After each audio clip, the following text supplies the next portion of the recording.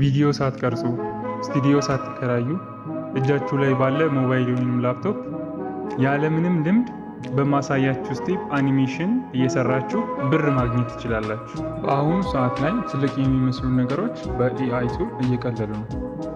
ዩቲዩብ ጀምራችሁ ነገር ግን ኮንተንት ካጣችሁ ይህን ቪዲዮ ማየት እንዳታቆሙ። እንዲሁም ዩቲዩብ ላይ ተከፋይ የመሆን ሀሳብ ካላችሁ እስከ መጨረሻው ድረስ ተከታተሉ። በ5 ደቂቃ ውስጥ 3D አኒሜሽን እንዴት እንደሚሰሩ ያሳያቸዋል። ይህንን የዩቲዩብ ቻናል አያችሁት?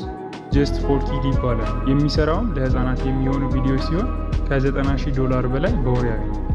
ስለዚህ እናንተም አሁን በማሳያችሁ ኤአይ ዌብሳይት በመታገዝ 3D አኒሜሽኖችን በነፃ መስራት ትችላላችሁ። 3D አኒሜሽን ለመስራት በመጀመሪያ የሚያስፈልጋችሁ ስክሪፕት ወይም ድርሰት ነው።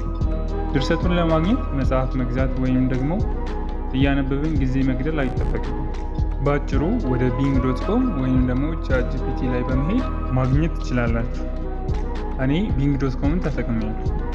ጉግል ላይ ሄዳችሁ bing.com ካላችሁ በኋላ የሚመጣላችሁን የመጀመሪያውን ክሊክ ታደርጋላችሁ። ከከፈተላችሁ በኋላ ድርሰቱ ወይም ደግሞ ስክሪፕቱ ምን ላይ መጻፍ እንዳለበት ትጽፉለታላችሁ። ለምሳሌ እኔ ልጆችን ይስባል ብዬ ያሰብኩትን ታሪክ እንዲጽፍልኝ ስለፈለግ በዚህ አይነት መልኩ ጽፌዋለሁ። ስክሪፕቱን እንደዚህ አምጥቶልኛል።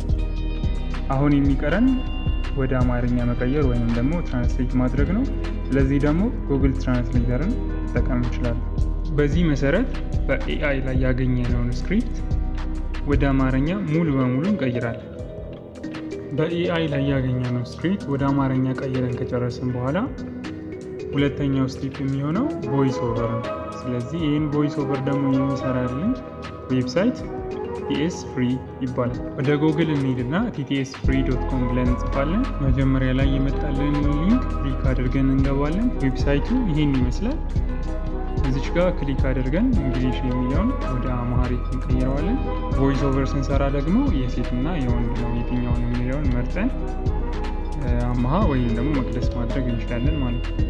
በመጨረሻም በጉግል ትራንስሌት ላይ ትራንስሌት ያደረግነውን ስክሪፕት ወደዚህ ኢንተር ዩር ቴክስት ወደሚለው ቦታ እናስገባዋለን። አስገብተን ከጨረስን በኋላ ኮንቨርት ናው የሚለውን ክሊክ እናደርጋለን። ከትንሽ ደቂቃ በኋላ ቮይስ ኦቨሩን ጨርሶልናል። ስለዚህ አሁን ዳውንሎድ አድርገን ወደ ፋይላችን እናወርዳለን። አሁን ቮይስ ኦቨራችንን ይጨርሰናል። ወደ ቪዲዮ እንሄዳለን። ቪዲዮ ለመስራት ደግሞ የሚያስፈልገን ፎቶ ብቻ ነው። ስለዚህ ካንቫ አፕሊኬሽን ያላችሁ ወደ ካንቫ አፕሊኬሽን ወይም ደግሞ canva.com ብላችሁ ወደ ዌብሳይት መግባት ትችላላችሁ። ይህ ቪዲዮ ከተመቻችሁ ሰብስክራይብ በማድረግ ቤተሰብ ይሁኑ። ላይክ፣ ሼር እንዲሁም ደግሞ ሀሳብ አስተያየት ካላችሁ በኮሜንት ሴክሽን ላይ ያስቀምጡ። ወደ ካንቫ ከገባችሁ በኋላ የመጀመሪያው ስራችን የሚሆነው ባክግራውንድ መምረጥ። ከስክሪፕታችሁ ጋር ሊመሳሰል ወይንም ሊገናኝ የሚችል ባክግራውንድ ምረጡ። ነገሮች ሪያሊስቲክ እንዲሆኑ አንዳንድ ነገሮች ጨምሩባቸው። ከጨረሳችሁ በኋላ ሼር የሚለውን ነክታችሁ ወደ ፋይላችሁ ዳውንሎድ አድርጉት። ባክግራውንዳችንን ከጨረስን በኋላ ሌያ ፒክስ ብለን እንሰርቻለን።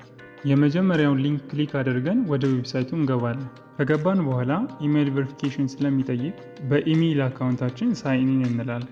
በካንቫ ላይ የሰራነውን ኢሜጅ አፕሎድ አድርገን ባክግራውንዱ ሙቭመንት እንዲኖረው ያደርግልናል።